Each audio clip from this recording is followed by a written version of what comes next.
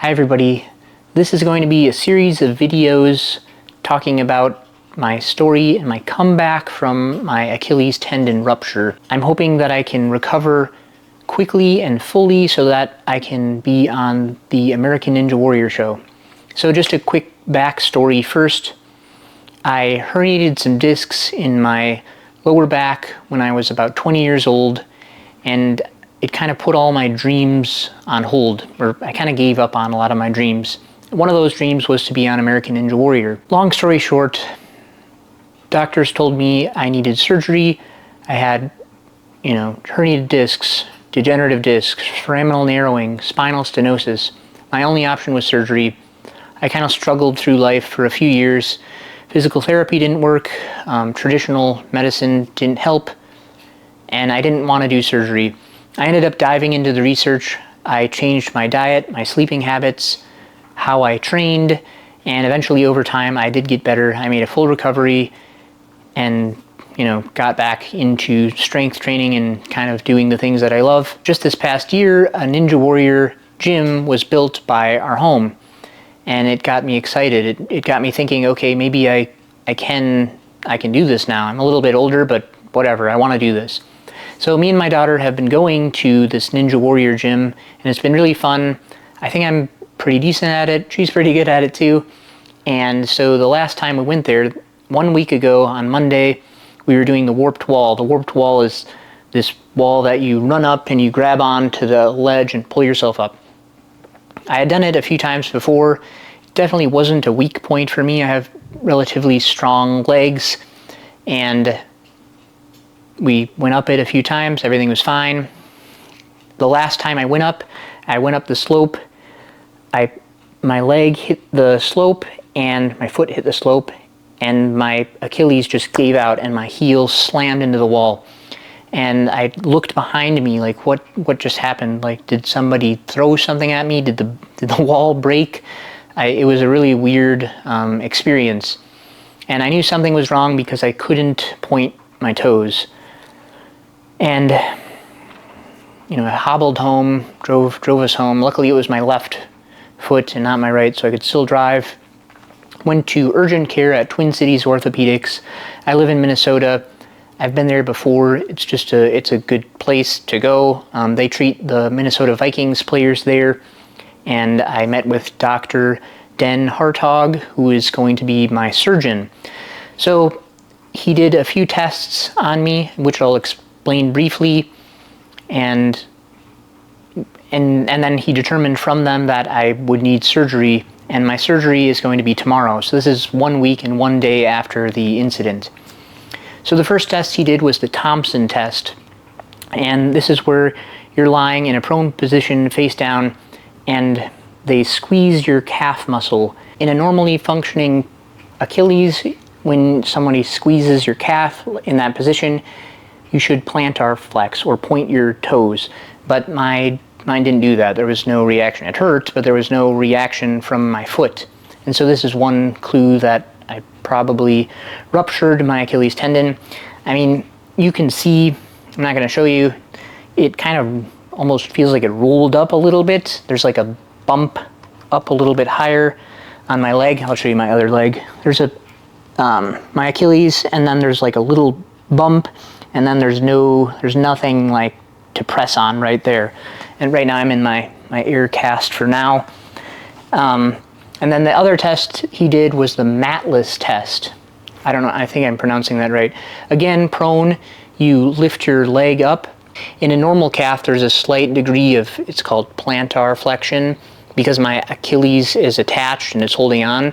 But in my case, since it wasn't, it was flopped down, more dorsiflexed. So that's the matless test, and just from the physical examination, he could tell that my Achilles was ruptured and that I needed surgery. He said, you don't have to get surgery, but in my case, since it was fully ruptured, my doctor recommended that I get surgery because that way I have a better chance of getting back to 100%. And he didn't guarantee I'm going to get back to 100%. He said, you know, most of the time when we do surgery, he can get people back to 85%, but I'm really determined to get back to 100%. I'm going to do everything I can to get there. Another thing I wanted to mention is that I have some pretty good swelling going on in my lower leg and in my foot. It looks pretty funny. It wasn't as painful when it happened. It wasn't like super painful. It was just weird, and then it was pretty painful afterwards. I would say like from 24 hours to 72, even 96 hours after I heard it, the pain was pretty significant. I try not to take a ton of pain medication, but I had been taking Tylenol at night before I went to bed, just because sleeping was difficult. It's painful. I can't really stand on it at all. And I've already bought a few different devices that I'm going to be using throughout this to get around. So crutches is one of them. I don't really like how those feel on my armpits, and you got to make sure you set them up correctly so you can stand up pretty straight while you have them, so you're not just like slouched over all the time. So I'm not a fan of crutches, but I do need them sometimes. I have a walker as well, and then I recently got a knee rover, is that what it's called? It's a little scooter thing you put your knee on. That's kind of fun.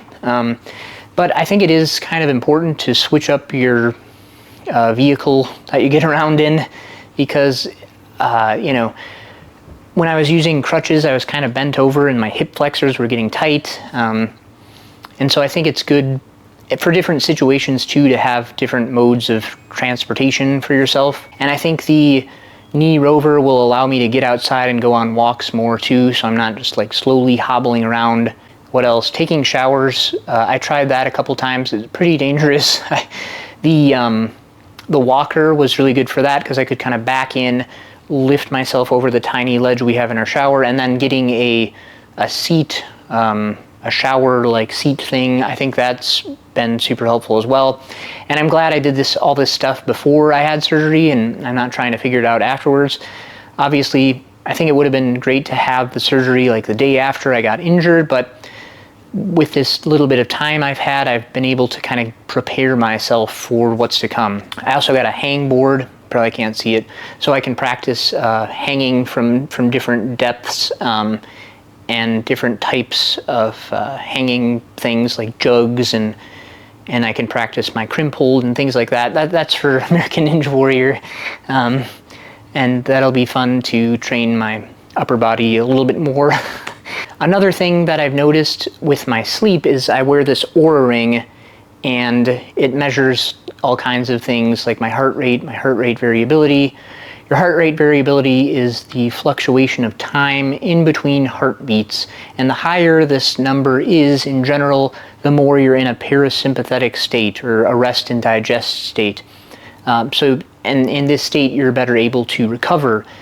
And the opposite of that is a sympathetic state, which is the flight or fight state.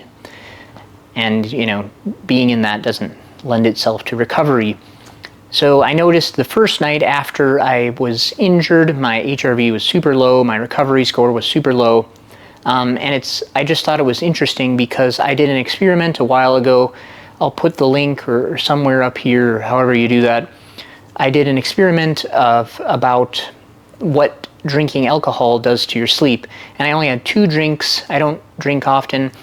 But it was funny how alcohol had a more profound effect on my recovery score and my HRV than snapping my Achilles tendon. I thought that was interesting. If you want to check that out, it's kind of interesting. So nevertheless, I definitely won't be drinking alcohol on this recovery journey. I want to make this recovery journey fast and full. Mostly I want it to be done like well, you know, I'm not going to rush it if I don't have to, but I do want to get back to normal activities quickly and, you know, more intense performance activities over time. I do hope that I can make it on American Ninja Warrior either this year or next year. I mean, the chances I make it on this year are relatively low, but if I do, I'll have to strap something to my leg. But anyways, I hope you'll follow me along this journey. I'd like to talk about what I'm doing to get better faster. I think nutrition will play a big part, so I'll talk about what I'm doing to optimize my nutrition in hopes of helping my body recover better. I'll also talk about the training that I do, a little bit of the physical therapy that I do to get better. I also want to get into things like unilateral training eventually, and I don't have anyone or like a twin to compare this with, but I have found some studies suggesting that when you train the opposite limb that is not immobilized and injured, you can maintain some of the muscle size of the limb that is injured. So I find that pretty interesting, and so I'm definitely going to implement that when my doctor says it's okay to do that. I also found some studies suggesting that how you think your surgery or operation is going to go affects the outcome of the surgery. So people have a more positive outlook on their surgery, tend to have better results, which is pretty interesting. Another thing that I've noticed now is that I've experienced a lot of gratitude over the last few days. I know that maybe sounds weird because I got injured and kind of a lot of my physical abilities went out the window, but I'm finding that I'm really grateful for being able to do all that I can do. I'm grateful that I can still play with my kids and do things like that. And I think that's going to be important on my journey as well. There is definitely some evidence suggesting that people who experience more gratitude have higher quality of life.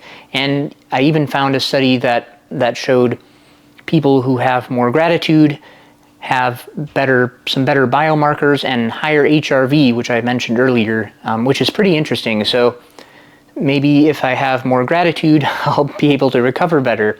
So I'm definitely going to be intentional about practicing gratitude in the mornings, maybe even writing it down, things I'm grateful for. So if you're here because you ruptured your Achilles tendon or experienced some other major injury and you want some inspiration and maybe a few tips or just ideas from some of the things that I'm going to do along this journey, I hope you'll subscribe to my channel and follow me along this comeback journey. I have surgery tomorrow and I'm expecting it to go well, and so I will check in sometime within the week or within a few days after that. I'll check in and let you know what I'm doing, how it's going, and what I plan to do from there.